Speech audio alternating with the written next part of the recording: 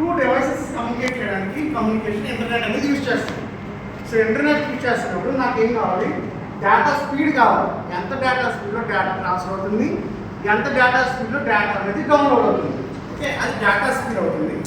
Data storage ఎంత data ఉంది, మన దగ్గర 1 GB డేటా ఉందా, 2 GB డేటా ఉందా, 4 GB డేటా ఉందా. సో ఫ్రీక్వెన్సీ వస్తుంది, యాజ్ వెల్ అస్ బ్యాండ్విడ్త్ వస్తుంది.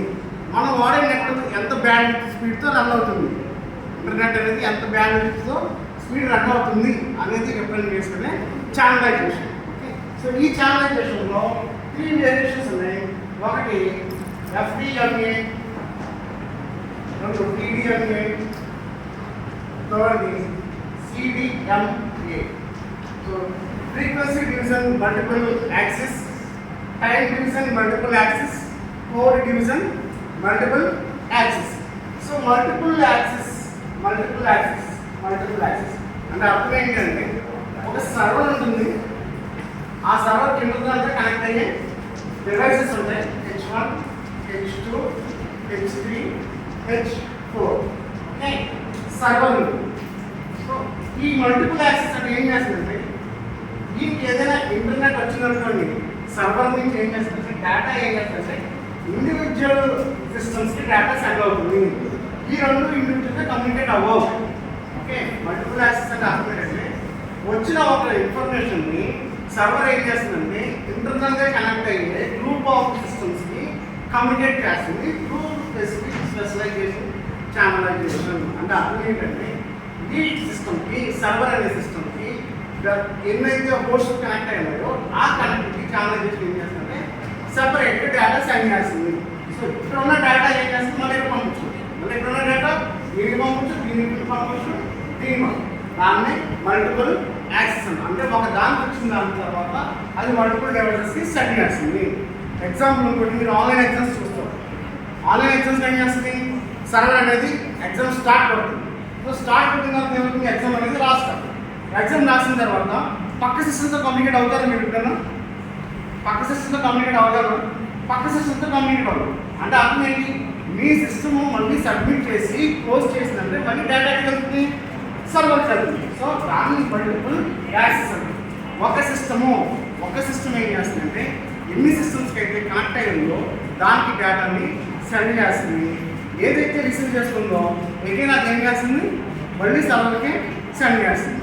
సో ఆన్లైన్ ఎగ్జామ్స్లో ఏమవుతుందంటే గ్రూప్ ఆఫ్ పేపర్స్ ఓపెన్ అవుతుంది. పక్కన పేపర్ ఒకలాగా కదా, ఎప్పుడు కూడా ఒకలా ఉంటుంది. ఓకే, సేమ్ అనేది ఎప్పుడు రాదు, మీరు ఎప్పుడు చూసినా సరే సేమ్ అనేది రాదు. దాన్ని ఏమంటామంటే మల్టిపుల్ యాక్సెస్ అంటాం.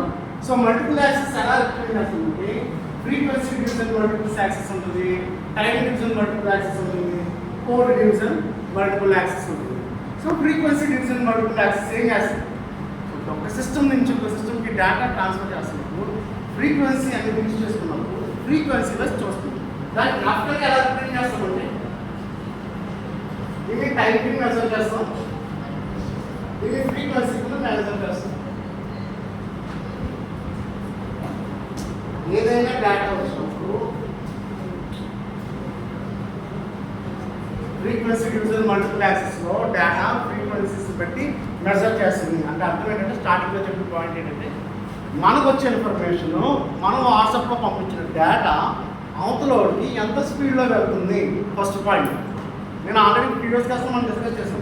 టాప్ ఎండ్ మొబైల్ ఫోన్ వాడుతున్నప్పుడు, లో ఎండ్ మొబైల్ ఫోన్ వాడుతున్నప్పుడు టాప్ ఎండ్లో నుంచి ఉన్న డేటా వెంటనే సెండ్ అవుతుంది, కానీ రిసీవర్ చేసుకున్నప్పుడు అది డౌన్లోడ్ అవ్వడానికి టైం పడుతుంది.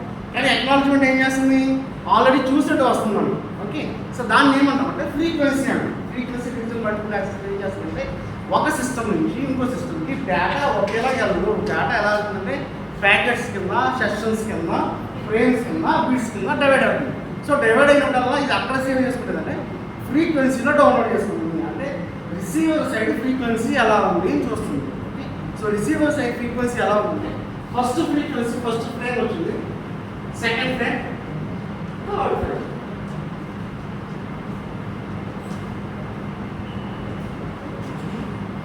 Okay, so frequency division multiple యాక్సెస్లో డేటా అనేది ఫ్రీక్వెన్సీస్గా ఏం చేస్తుంది, డౌన్లోడ్ చేసుకుంటుంది. తర్వాత time division multiple access. Time division multiple access ఏం చేస్తుంది, frequency, time. So time division multiple యాక్సెస్లో డేటా కూడా టైం స్పేస్ రిప్రజెంట్ చేస్తుంది. ఎందుకంటే మీకు డేటా సేవ్ చేస్తున్నప్పుడు డేటా రిసీవ్ చేసుకున్నాడు ఫస్ట్ ఒక డేటా అనేది రావాలి, రిసీవ్ చేసుకున్నది ఒక ఫ్రేమ్ అయిపోయింది. సెకండ్ ఫ్రేమ్ మళ్ళీ వచ్చి మళ్ళీ రిసీవ్ చేసుకోవాలి, మళ్ళీ డౌన్లోడ్ అవ్వాలి, మళ్ళీ థర్డ్ ఫ్రేమ్ వస్తుంది, మళ్ళీ థర్డ్ ఫ్రేమ్ అనేది డౌన్లోడ్. ఇది ఎక్కడ రిప్రజెంట్ చేస్తాం?